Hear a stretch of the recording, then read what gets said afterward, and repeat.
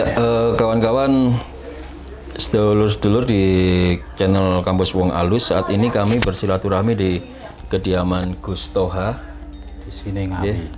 si Sining Ngawi. Ngawi gitu. Iya. Assalamualaikum Gus. Waalaikumsalam warahmatullahi wabarakatuh. Mohon maaf Gus ganggu waktu panjenengan. Jadi kami memang sedang istilahnya jalan-jalan di Ngawi dan kebetulan kami silaturahmi di kediaman panjenengan ini Iya. juga untuk sekedar ya supaya lebih intim hubungan kita, silaturahminya lebih erat begitu Gus.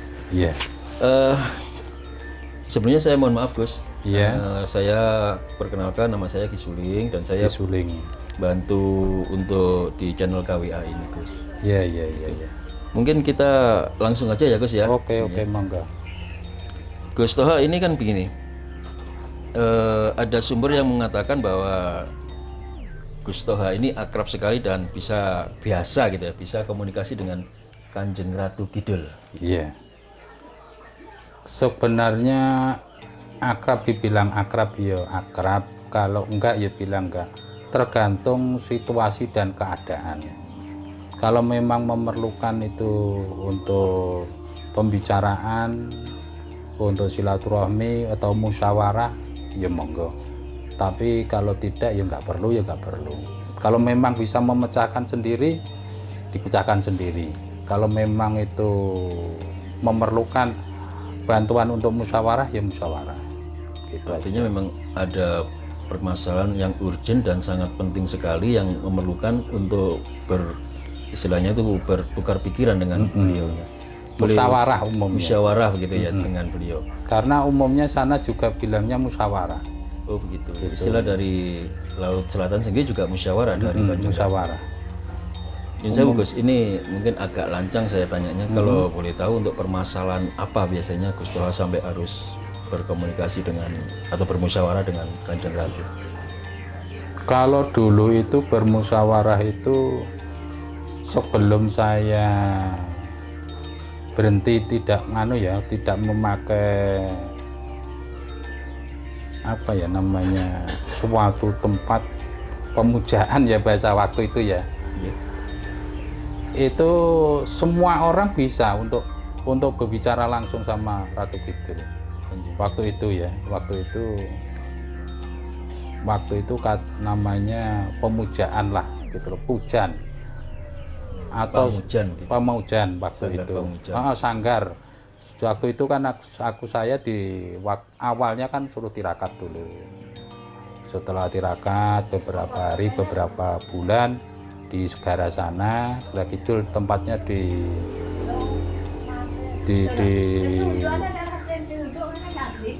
Parangkusumo. Parangkusumo. Waktu itu Parangkusumo yang terkenal. Tapi sebelum ke Parangkusumo, saya disuruh dulu tirakat di Sengker. Sengker itu sebenarnya di daerah sini. Setelah itu ke Sengker selama 21 hari langsung menuju ke Parangkusumo. Parangkusumo setelah itu di sana disuruh membuat sanggar. Namanya sanggar apa ya waktu itu Pinutur. Sanggar Pinutur waktu itu.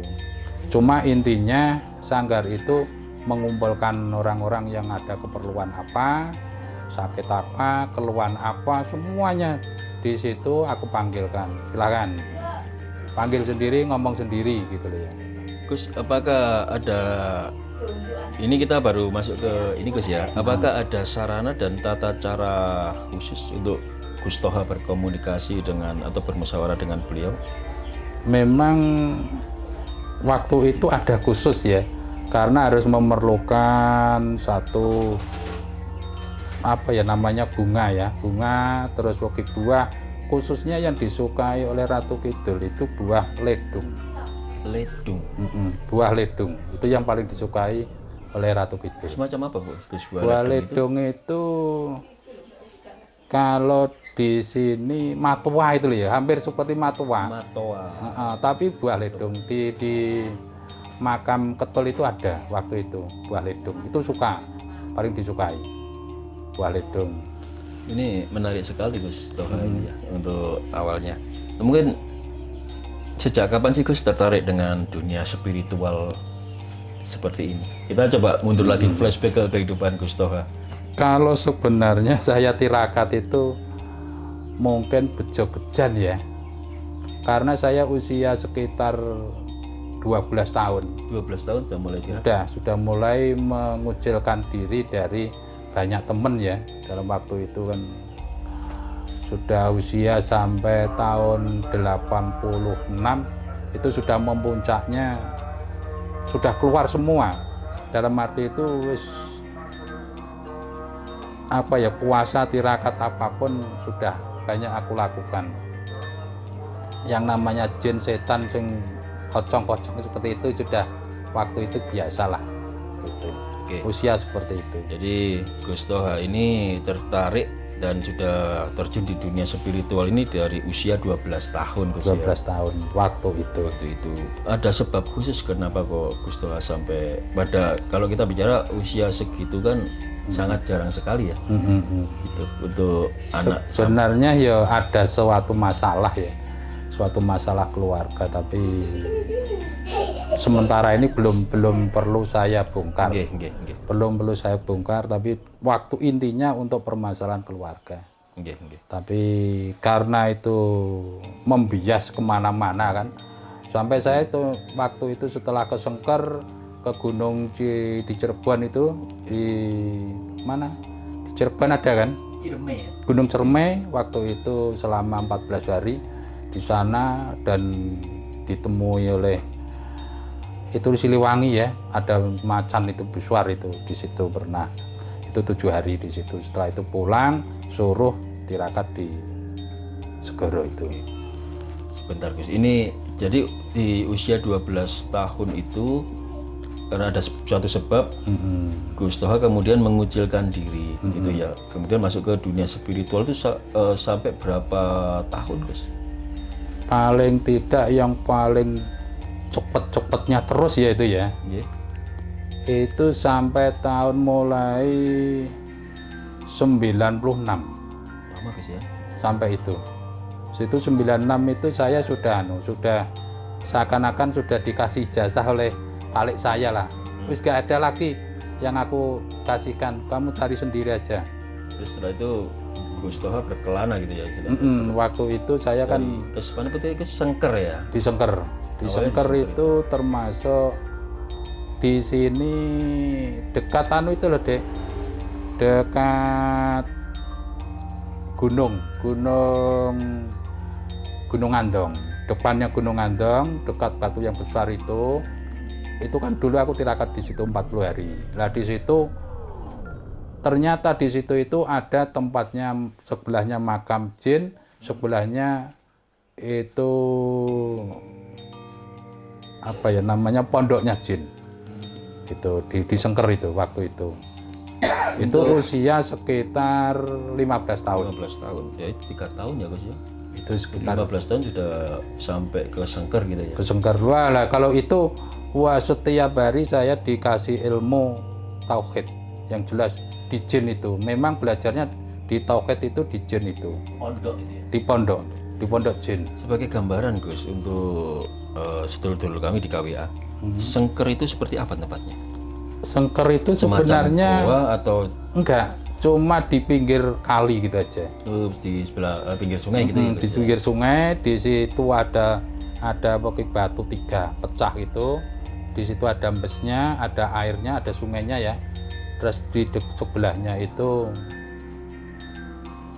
seperti pondoknya jin lah, pondok jin. Lah saya bertempat di dekatnya sungai itu, pinggir sungai. Selama 40 hari. 40 hari tadi Gus. Terus di situ setiap hari kalau godaan seperti jin, sampai saya di kuncup apa ya itu ya, rumah kecil gubuk ya. Di gubuk itu setiap hari seakan-akan dirok sama jin, digoyang-goyang. Waktu terakhir, hampir terakhir itu sungainya kan meluap. Ada ular itu melingkar di gubuk itu, walah besar sekali. Saya sendiri seandainya mati sudah mati duluan. aku yakin. Itu memang tempat buat tirakat Gus untuk orang-orang. Itu sebenarnya dulu kan aku disuruh oleh Simbah itu ya, kamu berusahalah menepat di sini selama tirakat di sini. Karena saya itu tirakat itu enggak sembarang tirakat di mana itu enggak. Harus ada petunjuknya. Kalau nggak ada petunjuknya saya nggak berani. Seperti di Gunung Cermai itu juga aku dikasih petunjuk. Oleh sebab itu di sana pun aman, banyak berandal, banyak orang. Di situ ada juru kunci yang ini kembali ke Gunung Cermai ya. Di Gunung Cermai itu juru kuncinya setiap pagi itu menjenguk saya. Kok masih hidup ya Pak ya? Lah kenapa? Ini atasnya di diri jenengan itu banyak sekali makhluk halus, banyak berandal. Bahkan berandal-berandal itu kalau lari, kalau malam ke situ, paginya masih ngasih makan aku. Seharusnya kan saya diperampok seharusnya. Enggak, malah dikasih makan oleh berandal itu 7 hari. Berarti dari Sengker itu 40 hari Gus ya? 40 hari. Ngeblung gitu ya? 40 hari enggak, Puasa. waktu itu puasa. Puasa 40 hari? 40 hari, 40 malam di situ karena Nggak makan sama sekali? makan. Makan. Tetap makannya ala kadarnya. Ada waktu-waktu tertentu mungkin Gus untuk puasa 40 hari yang dilakukan oleh Gus Toha di Sengker? Untuk makannya maksudnya? Untuk Makannya buka-buka itu biasa, makan minum seperti puasa biasa, tapi beda makannya. Cuma makannya nasi itu 1 sendok, 1 sendok itu buka, sahurnya 1 sendok, airnya itu 1 gelas untuk buka separuh dan untuk sahur separuh, air putih. setiap hari? Setiap hari selama 40 hari. Selama 21 hari itu enggak, itu sudah suatu keajaiban menurut saya. Untuk bisa bertahan gitu ya? Gus? Bisa bertahan secara kedokteran, Iya. semuanya enggak masuk akal karena buang air besar itu selama 21 hari. Baru bisa buang air besar itu pun berjam-jam. Gitu loh. Oleh sebab itu orang yang tirakat kok bisa 40 hari masih hidup itu kalau tidak keajaibannya Allah aku yakin enggak. Karena cuma saya makannya waktu itu surat Yasin. Gitu aja lah. Seakan-akan karena surat Yasin. surat Yasin makannya setiap hari karena kan membaca surat Yasin itu kan seakan-akan perut saya sudah kenyang sendiri. Seakan-akan lah ya. Walaupun makannya hanya 1 sendok, 1 sendok. Oleh sebab itu pernah saya makan itu selama berbulan-bulan hanya makan nasi beras itu hanya 1 piring, satu rantang itu 1 bulan. Secara nalar ya gak masalah, tapi waktu itu ya karena suatu keadaan ya mau nggak mau harus seperti itu. Oke. Dari Sengker 40 hari setelah itu Langsung ke Gunung Cermai Gunung Cermai di di Cirebon. itu dalam rangka juga tirakat ya Gus? Tirakat. Puasa juga? Puasa bertapa gitu? untuk suruh mengambil air panguripan. Air panguripan. Air panguripan itu di bawah kawahnya Gunung Cermai. Gunung Ciremai. Ciremai. Gitu.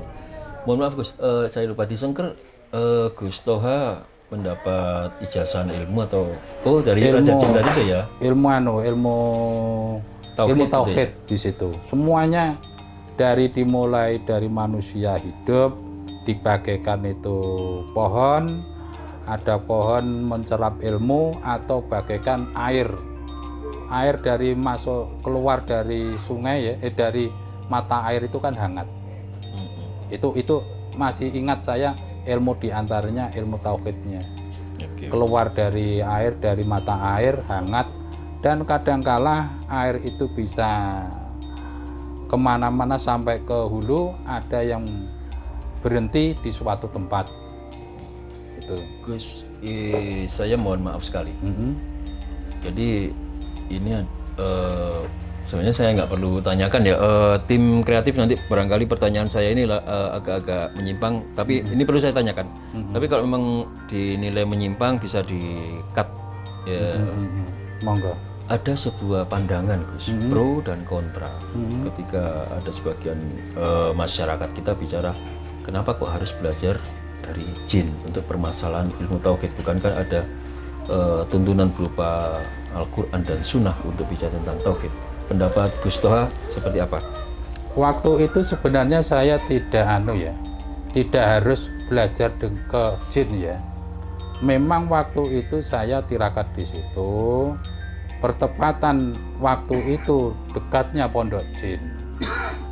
Oleh sebab itu mau nggak mau ya saya mendengarkan pokoknya tausiahnya jin gitu loh. Sebenarnya saya tidak mondok Tidak di belajar jin, istilahnya ya? tidak belajar, tapi mau nggak mau harus mendengarkan gitu. Terdengar istilahnya. Terdengar. Saya nggak sadar terdengar. Tidak belajar lah ya. Berarti bukan belajar ya Gus? Bukan ya? belajar, tapi terdengar. Terdengar karena memang kebetulan lokasinya Sama, keadaannya sama, lokasinya, tempatnya sama. oke. Kemudian di Gunung Ciremai Gus, itu usia berapa Gus Toha? Waktu itu kurang lebihnya sekitar 17 tahun. 17 tahun. Sekitar 17 Berapa tahun. lama di sana Gus? Di sana hanya 7 hari. Waktu itu dikasih satu mendapatkan air panguripan, kedua dikasih ikat ya, ikat anu itu loh, kepala, ikat, Udeng istilahnya. udeng. Waktu itu ini kenang-kenangan dari saya. Gitu. Prabu Siliwangi sendiri. Waktu itu masih menjelma, awalnya menjadi harimau putih ya. Harimau putih. Waktu itu memang saya benar-benar ya kaget karena seumur-umur harimau kok sebesar itu gitu loh ya. Setelah itu menjelma, setelah itu ya biasa saya di sana. Selama 7 hari, setelah itu sudah mendapatkan air, terus air itu pun disuruh ambil ya, terus sudah dapat apa ya kenang-kenangan seperti itu, saya itu pulang. Tapi ya belum yang saya inginkan itu belum terwujud juga gitu loh ya.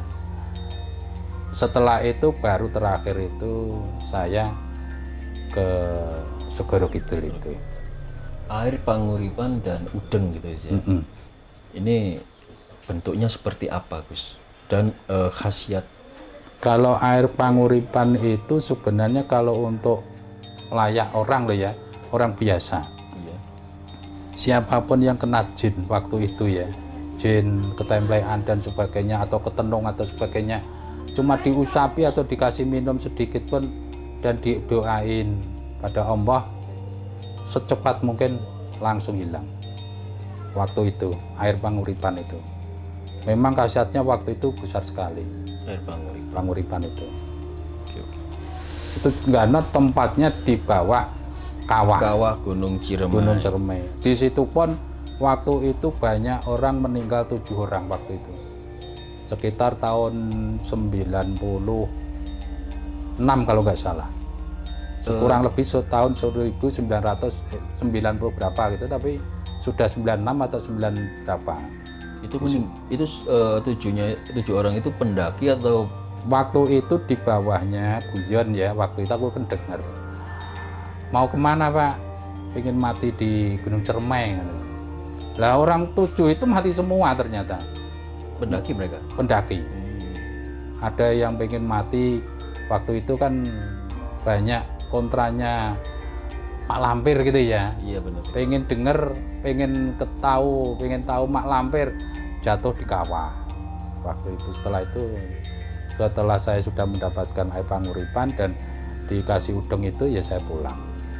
Memang Gunung Ciremai sendiri itu bukan sebuah gunung yang istilahnya biasa Gus ya. Biasa. Mungkin semua gunung juga punya kisah mistis tersendiri-sendiri dan memang ada pasti ada. Pasti. Hanya di Gunung Ciremai sendiri punya kekhususan untuk Waktu cerita itu mistisnya itu. Setelah itu ke Parangkusuma ya Gus ya. Parangkusuma itu yang menurut saya akhir ya. Akhir karena dari Ciremai kemana lagi Gus? setelah ke Gunung Ciremai beberapa saat kan aku berhenti ya. Setelah itu terus disuruh ke Parangkusuma. Setelah sampai ke Parangkusuma, lah itulah di Parangkusuma itu beberapa tahun saya. Karena membuat sanggar, membuat semuanya gitu ya. Waktu itu. Oke. Gus, kita kembali ke sosok Kanjeng Ratu Kidul, Iya. gitu ya.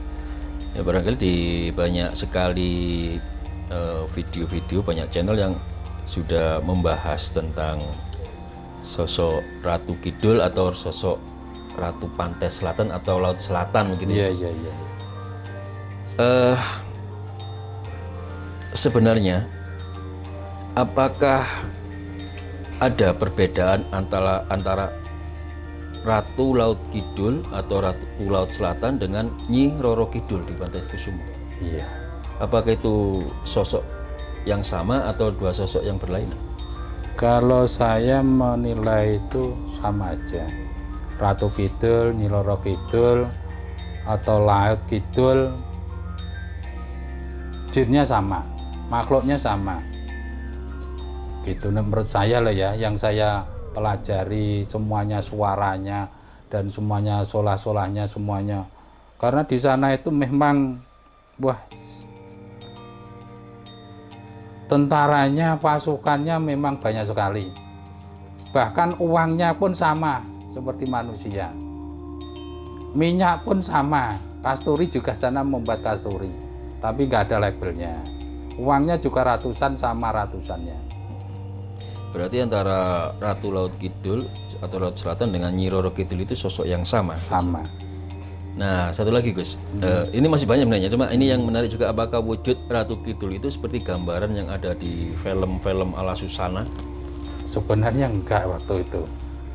Kok rambutnya panjang, terus Pakai tubuhnya mahkota. pakai mahkota. Kalau pakai mahkota yang saya ketahui benar, tetap pakai mahkota. Tapi kalau tubuhnya hanya separuh, satu di laut, satu di atas laut, itu enggak.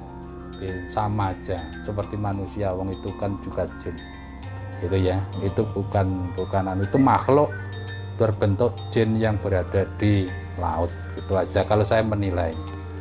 Karena dan Ratu Kidul pun itu tidak kita garis besarkan lah ya, kita garis besar, Ratu Kidul itu tidak sebuah sosok yang paling harus dimintai.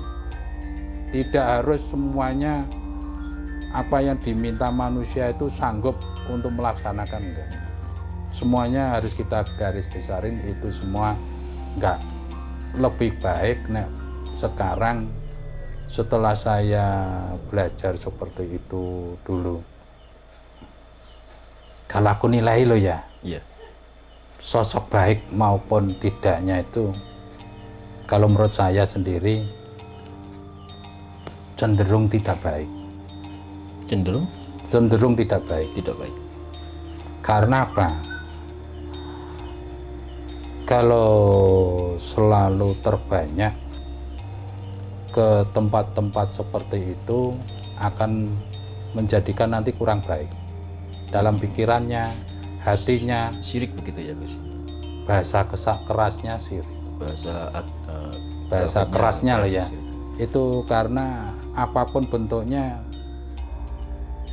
Tapi aku juga wajar, manusia itu kalau imannya kurang, saya mewajari juga. Kalau kemudian ke situ arahnya ke situ. Oleh sebab itu, menurut saya yang terbaik, pupuklah akidah, pupuklah keimanan yang top dulu, supaya tidak kena. Gus Toha, bisa digambarkan seperti apa Istana Laut Selatan itu?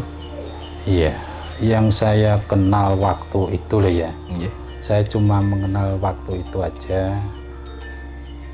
Sebenarnya istana sana itu wujudnya hampir sama seperti wujud di dunia ini.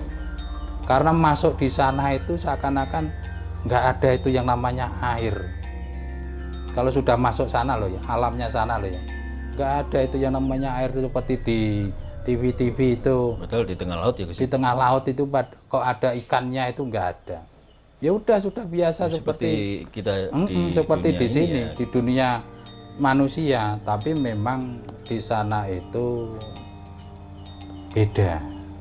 Kalau dikasih makan ya seumpamanya seperti roti atau onde-onde gitu ya. Kalau nanti dibawa ke alam manusia, ternyata itu bukan onde-onde itu. Itu padas. Padas itu seperti batu karang gitu. Batu karang ya. Atau bahkan ada yang dibawa itu ternyata itu kotoran kuda. Itu ada. Oleh sebab itu kalau masuk ke alam situ jangan makan, jangan minta makan apa-apa.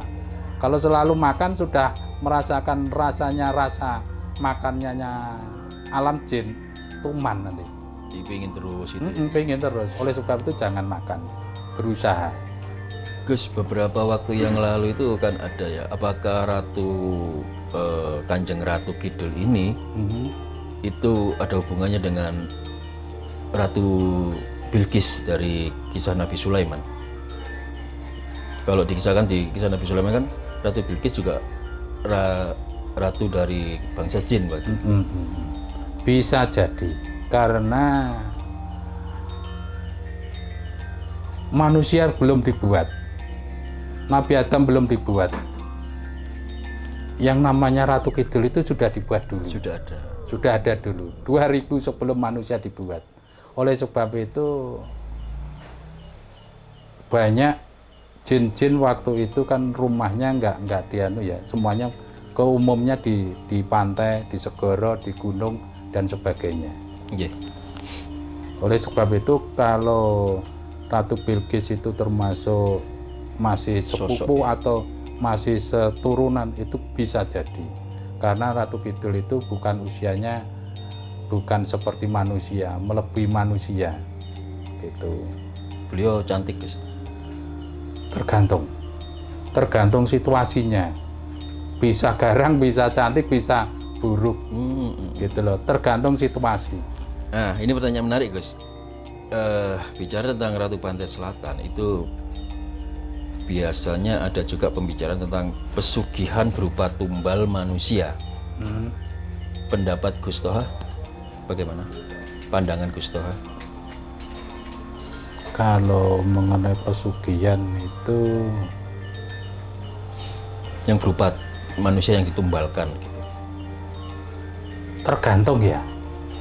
Karena Ratu Kidul itu kan termasuk ketua seakan-akan. Ketua sejawa ya. Seakan-akan loh ya. Ratu yang ketuanya Ratu Kidul itu sejawa. Ibaratnya seumpamanya di daerah mana katakanlah umpamanya di tempat-tempat yang dikeramatkan untuk bisa membuat tumbal atau membuat pesugihan, itu semua nanti komprominya ke arah sana, ke Ratu Kidul, tapi semuanya tergantung situasinya, keadaannya, wewenangnya daerah. Misalnya disposisinya gitu ya. Posisi umpamanya katakanlah di Jawa Tengah umpamanya di Cilacap mungkin ada ya, di tempat-tempat pesugihan itu ya. Itu kalau memang itu dikuasakan daerah situ, yang ketua enggak, Ratu Kidul sudah enggak nganu. Tapi memang ada pesugihan tumbal manusia itu. Yang aku lihat waktu itu aku tanya, ada seseorang bayi dimasukkan di kolam renang, mati di kolam renang. Ada lagi seseorang mati di dekat reservoir, maka ditumbalkan di reservoir waktu itu ya. Ada lagi yang paling bahaya, seseorang itu seperti ayam dipanggang itu ya. Dipanggang itu ya. Bolak-balik itu ya. Seperti ayam dipanggang itulah. Itu manusia itu berarti tumbalnya dipanggang. Itu nanti kalau mana yang dimakan itu akan sakit. Sampai yang terakhir yang dimakan kepalanya berarti mati. Gus Toha, untuk arwah-arwah dari manusia yang dijadikan tumbal ini sebenarnya pergi kemana? Nggak akan diterima oleh Allah, nggak diterima oleh manusia, alam manusia nggak diterima. Ya semuanya masuk ke ketumbalan itu ya. Artinya apakah ke istana Kanjeng Ratu? Atau ya buat budak lah bahasanya ya. Memang di situ ya tempatnya? Dibudakkan. Jadikan budak di situ. Tergantung seseorangnya itu masanya bisa mendekat sama Allah enggak gitu ya. Kalau seseorang itu tidak mendekat pada Allah maka mati ya mengikut tumbalnya itu karena perjanjian kan gitu loh. Untuk pelaku penumbalan sendiri Gus, apakah juga ada konsekuensinya? Oh pasti pasti itu. Siapa yang menumbalkan maka Sifatnya perjanjian tadi, Gus. perjanjiannya, karena perjanjiannya untuk berapa anak atau untuk berapa usia, atau kan orang itu beda-beda. Saya bisa kalau nanti sudah saya punya pagar saya besi umpamanya, kalau sudah saya punya tanah sebanyak 100 hektar, dan nanti kalau sudah punya 100 hektar ya mati sendiri. Jadi nggak bisa menikmati dari apa yang dia dapatkan. Nggak bisa dinikmati, ya paling ya dia nikmati ya mesti ya anaknya ya. Anaknya pun kalau dari hasil itu pun ya hancur semua. Kebanyakan. Konsekuensinya sampai begitu ya, Gus. Ya? Oleh sebab itu lebih baik ya jangan. Ya, kawan-kawan, pembicaraan sangat menarik sekali ya, sangat nggak cukup waktu satu malam sebenarnya Gus ini. Bentar Gus, mungkin ini saya agak lancang tanya Gus, apakah ada kemungkinan menghadirkan beliau di sini? Kalau waktu ini tadi aku tanya belum mampu. Belum. Karena kenal saya beliau ya. Karena saya sendiri sudah nggak punya tempat yang khusus ya. Oh, ada persyaratan tempat khusus ya Gus ya? Tempatnya khusus waktu itu ya. Tempatnya khusus dan ada ya seperti rampainya harus wajib ada. Waktu itu aku menghadirkan itu tidak sembarangan ya, tidak hanya Ratu gitu ya. Yang paling aku suka itu Kencana Wungu sama Sunan Lawu, Brawijaya. Brawijaya 5. Brawijaya 5 dengan Kanjeng Ratu Kencana Wungu gitu Gus ya. Semua aku menilai dan aku pelajari itu semua raja, semua ratu tanah Jawa waktu itu semuanya di bawah naungannya Ratu Kidul. Termasuk Brawijaya dan Kencana Wungu. Semuanya.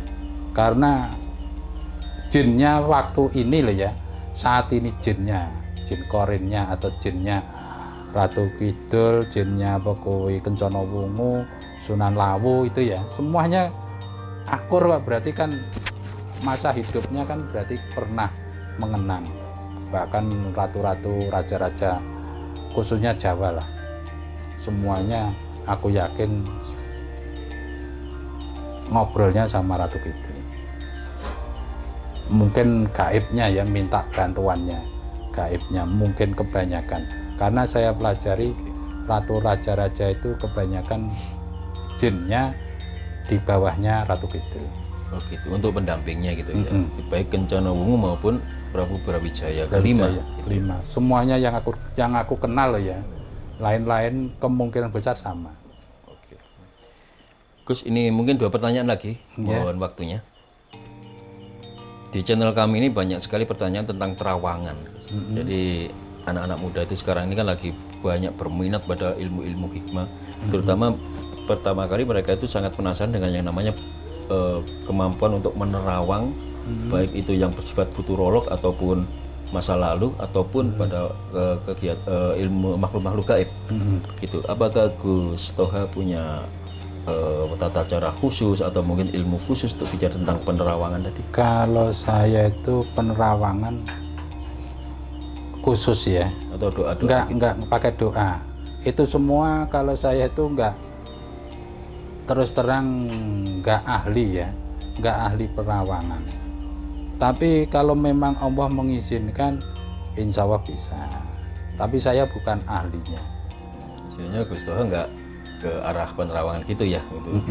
Tapi saya memang kalau Allah mengendaki di mana seseorang itu nggak perlu saya umpamanya di Kalimantan lah.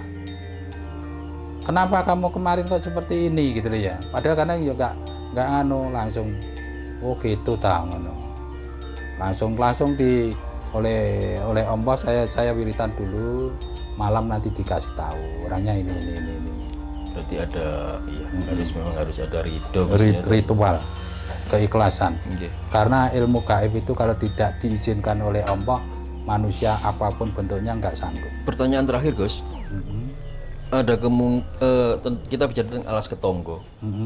Di situ kan ada sekitar 10 pesanggrahan, 10 tempat untuk melakukan kegiatan spiritual yang bagus gitu.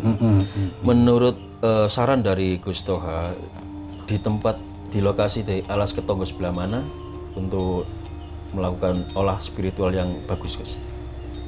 Kalau Alas Ketonggo itu dulu loh ya, dulu masa lalu itu ya pas di tempatnya apa itu sumbernya apa dek? Kan enak sumber ya. Nah mata air itu Tempuran bukan tempuran ya? di mata airnya. Oh, di mata airnya. Karena mata air itu termasuk kalau Ratu Kidul bilangnya apa ya namanya ngempere lah, ngempere apa ngemper bahasa Indonesia nih? Terasnya Segoro Kidul di situ. Oh, Gitu. Teras loh ya, itu bukan anu loh ya, bukan kekuasaan, terasnya. jadi untuk semacam serambi dari Nah, mengarah ke gitu. sana begitu. Umpamanya untuk rekreasi lah, ngene wae. Seperti itu.